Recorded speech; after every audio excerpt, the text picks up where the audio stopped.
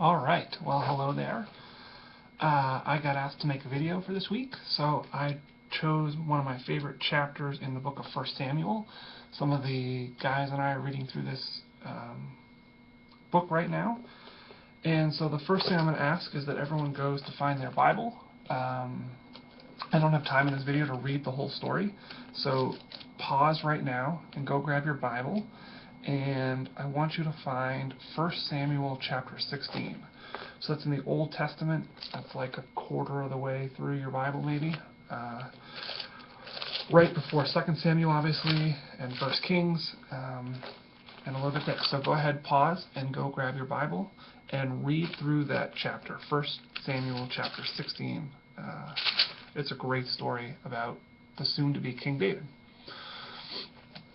Alright, so I'm hoping you've all read now, and basically, here's some background. This book starts with Samuel, who's a prophet for God, and he gets tasked to find, the people of Israel say, we want a king. And God says, it's really not a good idea, but the people are like, yeah, well, we want one anyway. So he says, fine. Samuel, I want you to go find this guy Saul and make him the king. And so Samuel goes out, and Saul is like this big, strong, handsome guy. You can read about it. It's all there. And at first, Saul does well. You know, he's doing his thing, but he loses interest slowly in following God and doing what God asks. So God says, enough with you, Saul. I'm all done. And Samuel, I want you to go find the next king. So that's where we are. So we all know the king is going to be David. This is the same David of David and Goliath, which is the next chapter, chapter 17. It's David who wrote most of the Psalms. It's David and Bathsheba. You know, we all know this story. But there's sort of some cool background stuff here that I think is worth reading. So the first thing is that I see anyway, is that David has no intention of being king. You know, he doesn't set out to change the world. He's just this simple kid. He's literally at the bottom of the totem pole. All his brothers are more handsome and taller and probably smarter, and his job is to take the sheep out, protect the sheep, bring the sheep back. That's all he does. You know, he's not the most liked in his family. In fact, he's probably at the bottom. He doesn't, you know, have all this wealth and power and all this stuff. He's just David. He thinks he's a sheep watcher. So he doesn't set out to change the world. And another thing that I see is that David's life doesn't make sense unless you factor in God. You know, I think about it just being one crazy thing after another. First, you know, one day, as we see in this chapter, he's just out in the fields watching the sheep, and this guy comes and says, David, you're going to be king. It's like, what? That doesn't make sense. It would be like someone coming up to you and saying, you know, Ben, you're going to be president of the United States one day. And you're just like, all right, whatever you say. So it doesn't make sense. And then next he goes out and he fights this giant and kills him with a rock. I mean, that doesn't really make sense. And then he has to run for his life for years and years and years. And he's like hiding in caves and no one likes him. I mean, that doesn't really make sense. I don't think he planned for that.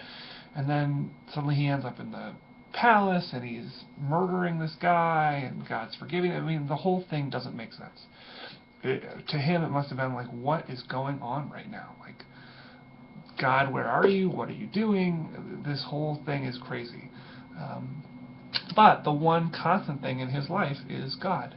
And you know, if you see God and the whole big picture that we can see, it's like, oh yeah, it makes sense. You know, David, he's preparing you for this, and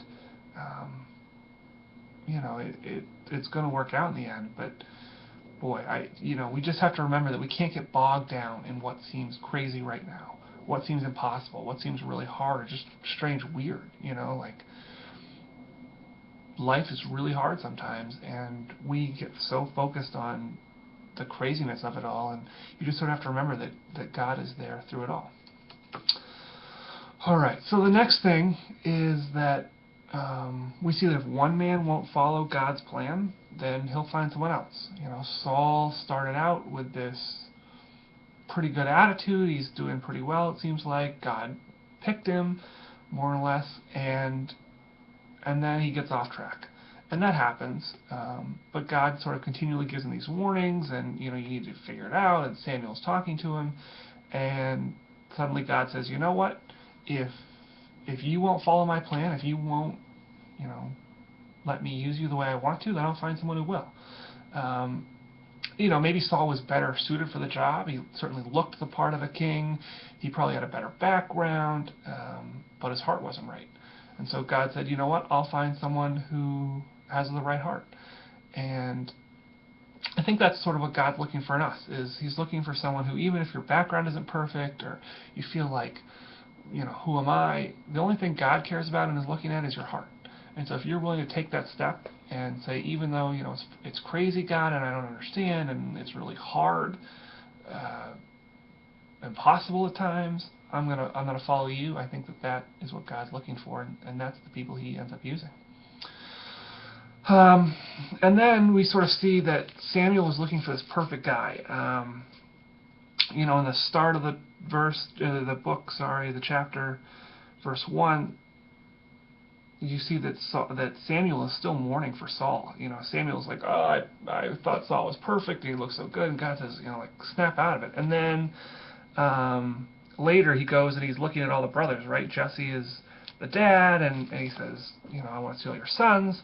So the first guy comes and and it says Samuel looked at Eliab. This is verse 6, and he said, "Surely this is God's anointed is before me," and I'm sure he was strong and handsome, and he's like, yeah, this is the next king. He seems perfect, and God's like, nuh-uh. And I think that this is kind of another cool lesson. Like, when things go wrong, we go back to what's familiar, what's comfortable to us. Saul failed, so Samuel's like, oh boy, everything is a wreck, God's not happy, so I better go out and find the next king. And so he goes back to what he knows. He goes back to the tall, handsome guy, the one with the best background, and God says, wait a minute, let's think outside of the box here. I'm not interested in what you're comfortable with, Samuel. I want something that is right. And so God sort of stretches Samuel and takes him out of his comfort zone and says, we're going to go with something different this time. So I think that's kind of cool too. And how similar is that today? We get so focused on the outward appearance. I like to have the right shoes or the right coat, or I need to look this way with a certain makeup, or whatever. And people read the Old Testament and they say, this doesn't apply today. It's so old. And I think it does. I think we have basically the same problems, just sort of in our own modern way. So this hasn't changed much, and there are lessons here for all of us to learn. So anyway, God picks David. He picks someone who's open and he's ready to listen, someone who's willing to obey even when it seems crazy. God doesn't care that he's young and smelly. He probably smells like sheep poop, and he's a bottom dweller. But it's all about David's attitude. And David isn't focusing on how rough his life is, that all his brothers are better than he is, or, they look cooler and has more friends and all this stuff. He's focusing on the positives in his life, and I think that's really important. I think that when we stop comparing ourselves to my friend John, who has the cooler car, or my friend Liz, who's so pretty and has all the friends, stop comparing ourselves to others. That's when we get happy, or not necessarily happy, but that's when sort of I guess we have joy.